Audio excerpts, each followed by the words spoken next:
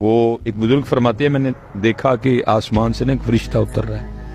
میں نے پوچھا تو کیا کرنے آ رہا ہے زمین؟ اس نے کہا جی دو کام کرنے کے لیے اللہ نے بھیجا. انہوں نے کہا وہ کیا؟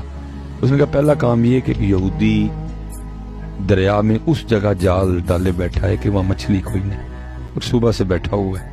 اللہ پاک نے اس لیے بھیجا کہیں اور سے مچھلی پکڑ کے نا اس کے جال میں ڈال کہیں مجھے پکار ہی نہ لے ہیں، کہیں اور سے مچھلیاں پکڑ کے اس کے جال میں ڈال دے کہیں مجھے پکار ہی نہ لے. میں نہیں چاہتا یہ مجھے پکارے. کہا جی دوسرا کام، کہ اللہ کا ایک عاشق ہے تو اس کے نفس نے نا حلوے کا تقاضا کیا ہے اور آج کو حلوہ اس کو کھانے کے لیے دے بھی گئے. مجھے اللہ نے کہا تھا حلوہ روڑا کہ کھا کے میرے تو غافل ہی نہ ہو جائے.